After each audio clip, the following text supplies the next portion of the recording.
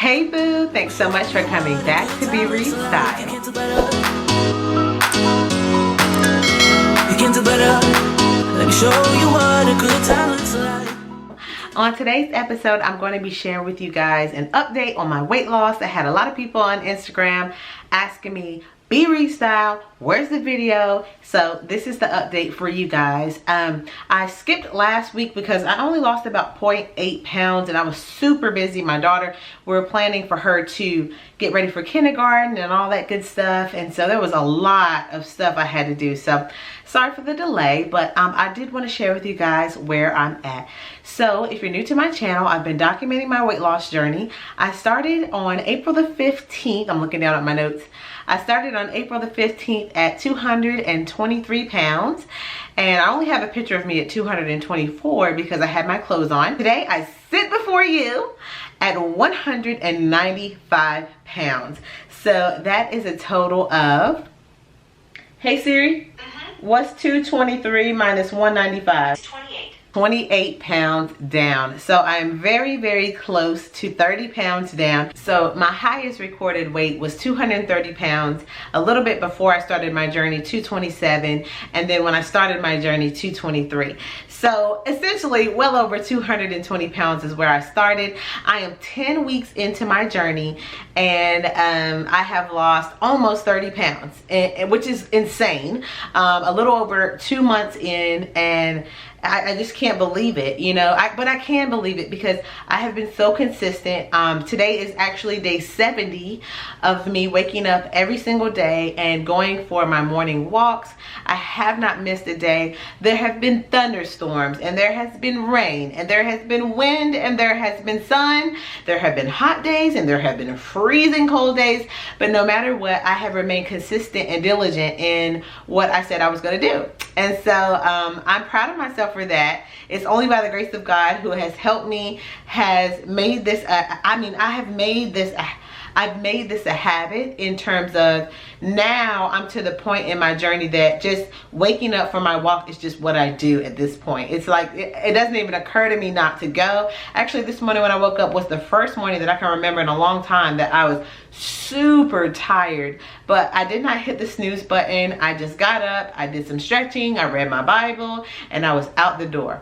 And so, yeah, I have remained consistent in that. My diet has remained relatively consistent in terms of, there was 1 week in there, the week that I only lost 0.8 pounds, that I did not eat any meat, and I was just having tofu and stuff like that. And my body did not respond well to that at all. Not only did my weight loss slow down, but also I felt very bloated.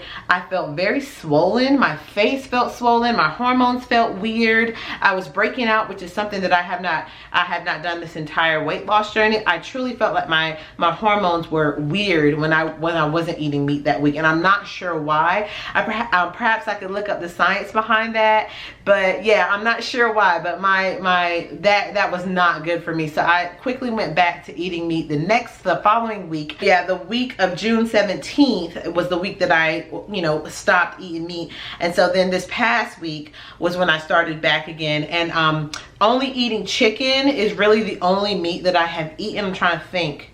Yeah, that's the only meat that I've had is chicken and like shrimp and fish. And so yeah, I lost 4.4 pounds this week, which is kind of in alignment with where I was before. Usually if it's not the week of my period, I'm losing a good amount of weight that week. So anyway, you have to kind of figure out what works for you. Some people, their body really thrives on a vegetarian diet. For me personally, my body did not thrive on a vegetarian diet. My digestion was weird, and like I said, it just wasn't good for me. I tried it out because I was like, I'm really trying to eat as healthy as possible, but I think the tofu with all the soy, it just wasn't good for me. So anywho, that's what I've done. My diet has remained consistent. Usually for breakfast, I'm still doing like eggs, fruit. I have upped the fruit a little bit. So this week, I was having 2 eggs. I was having 170 grams of yogurt, and I would have like a side of oranges. And in my yogurt, I would have like pears and strawberries and blueberries. Another thing that I've been trying to do this week is eat as colorful as possible. So not just having the same fruits and vegetables vegetables, but incorporating as much color as possible, because all of those antioxidants, those micronutrients, those vitamins and minerals that you get from those colorful foods, I know is so, so good for my body. So for lunch, I would have like spinach and romaine, cucumbers, tomatoes, carrots, what else? That's like the main vegetables that I would have in my salad. Onion, and so I try to incorporate all those colors in my lunch, in addition to any fruit that I might have. Watermelon, that rich red watermelon, tomatoes, and so yeah, I would have a salad. And this week, all week, I had rice noodles, which I got from my local grocery store. It's been hot, so I really wanted that cold noodle, and I've never tried rice noodles before, but I happened to stumble upon it in Food Line. Anyway, I bought them and I love them. I found them in the Asian section, and I just weigh it out before I cook it. So I weigh out 2 ounces, which is what the package says is 190 calories. So I just weigh it out, and then I've been cooking those. I rinse them in cold water, put them with my salad, and then I'll put my protein on top, whether it be chicken breast, chicken thighs. I've had turkey sausage on there, and those are the 3 proteins that I've tried in this salad that I've been eating this week, and it has been so delicious. I want to say, I could be wrong, but I want to say I ate that every single day this week for lunch. And then for dinner, same thing as always. I've been having like sweet potato, chicken, some kind of fish with salad. I mean, that's pretty much what I've been eating. You know, a snack here and there. I might have almonds. I really was loving this week almonds for a snack, because I find that they're high in calories, but they're very satisfying, but you don't eat a lot. So for instance, I would weigh out my 28 ounces. It's 170 calories for the almonds. I would put them in a little baggie and take them on the go, and for some reason, I would eat those almonds, which doesn't sound like, it's like, that's a little bit of almonds, right? But then I would drink water with it, and somehow, some way, I would be so satisfied until my next meal. I'm always loving fruit as a snack, and yeah, I usually stop eating around 7:30 at night. I don't usually eat again until 9 o'clock the following morning. I'm still trying to get my water in, so I'm doing, let's see, 4, 8, 12. I'm usually drinking about 120 ounces of water per day. That is something that I can increase a little bit. I think there was a couple days last week where I only got 80 or 90 ounces of water, and I could definitely tell a difference in my digestion. I felt like my stomach was just locked up last week. Sorry for the TMI, but I think that water definitely helps. Definitely helps. Also, something new that I incorporate. So usually I was walking for 2 hours every morning, and I do a speed walk. So anywhere between 15-minute to 17-minute miles. And so that was like kind of what I've been doing this whole time. But this week I decided to incorporate some strength. So I was doing push-ups, squats, front kicks, punches, sit-ups. I did some leg raises. I did some burpees, jumping jacks, running in place. I also had a few exercises this week because it rained all week long this week. I incorporated some exercises that I did with my daughters.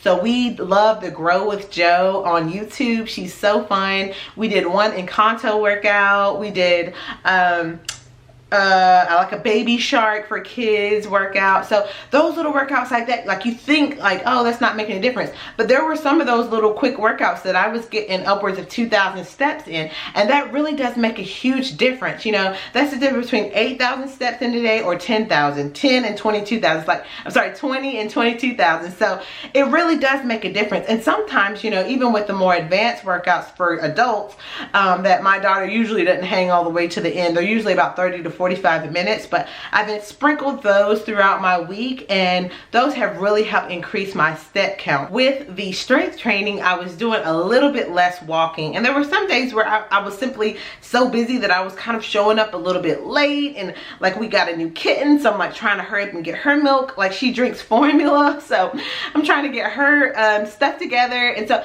I found myself being kind of busy. And so I would still try to walk for at least an hour. I mean, for the most part, mostly up to 2 hours, close to it, maybe an hour and 40 minutes, something like that at a minimum. But getting that extra, like this morning I walked for an hour and 50 minutes, and then I did that 10 to 15 minute strength training, which really is no joke. When you're talking about push-ups and burpees, like I was out there pouring sweat this morning. I want to say it was about 70 degrees outside, and I was absolutely dripping with sweat. And so it really does make a difference. Any little activity that you can get in a day, it just overall helps you get in that calorie deficit. Getting moving, like this week, I don't think I took a nap all week this week. You know, I had gotten a little pattern where I was having a nap here and there throughout the week because I was waking up so early that it took me about 70 days. I would say not the whole 70 days, but at least 60 days before I got to the point where I do not need a nap in the day like I was. I was having to get a nap. And also that could be, you know, because I'm not walking 2, 3, sometimes hours like I was before too. So, you know, energy is neither created nor destroyed. So it's merely transferred from one party to the next. So if you're up here, you know, killing yourself on a 3-hour workout, then you might need a nap in a day. Do you know what I'm saying? But I think that I found this little sweet spot of, you know, getting my steps in, doing a little strength, and then having enough energy to conserve throughout the day to where I don't have to nap when my kids are napping, which is really great because I know that God is calling me to do something in this next season of my life in which I'm getting my body and my mind and everything prepared for.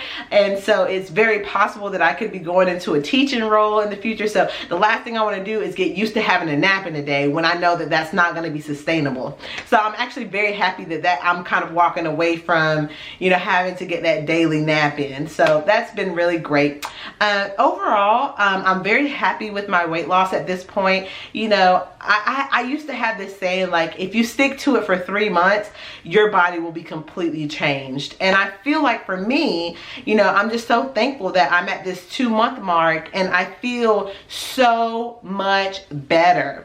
I wanted to mention that I was on Zoloft or a generic version of Zoloft, and I've been off of that probably for 2 to 3 weeks now, I think. Don't quote me on that because I didn't even mark down when was the last time that I took it.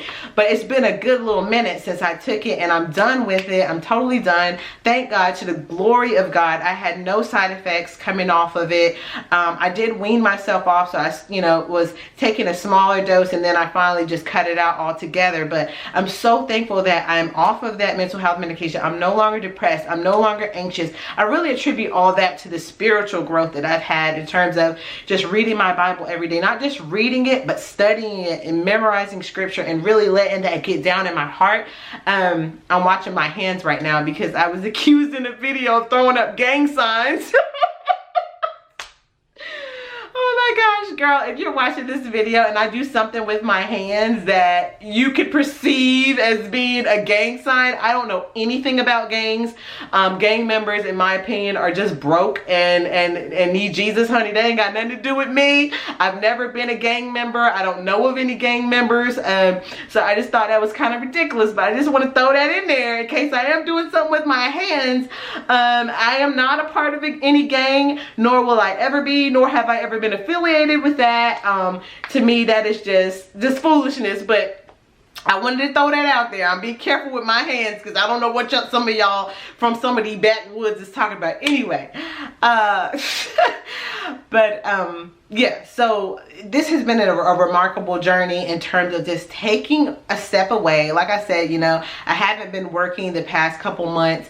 I have really just taken a step back and focused on my kids, serving them with all of my heart, you know, trying to teach them and play with them and read to them and engage with them, and focusing on getting that time in before they get up in the morning to take care of my health and really be wise and mindful of the choices that I'm making with my food in a day, because, you know, I think that a lot of us are digging our graves with this fork and spoon, myself included. For so many years, you know, I just thought that, you know, my choices was not affecting me. And really, the choices that we make with our food, it affects our mind, it affects our body, it affects our spirit. When we overindulge like that, you know, it really does affect your body, and it affects so much. And that's something that has kind of been revealed to me. I made a video about some of the things that I cut out. I stopped eating pork. I still have not had fast food. I haven't had fast food since the first was the second week in April when I first started this journey. That Saturday I went out to Taco Bell. That is the last time that I have ordered, eaten any kind of fast food. And I'm so grateful to be done with fast food, because fast food is such an addiction. Those chemicals and all that stuff in fast food, it just keeps you coming back time and time again. It tricks your mind into believing that it's just some harmless pleasure, but all in all, really, it's just destroying your body. And for me, that's exactly what it was doing. Also, I still haven't had alcohol. I'm done with alcohol. Because it took me taking a step back and just looking over my life to realize, like, alcohol has been one of the single most you know, overindulgent things that I have done in the past that have led me down multiple paths of destruction.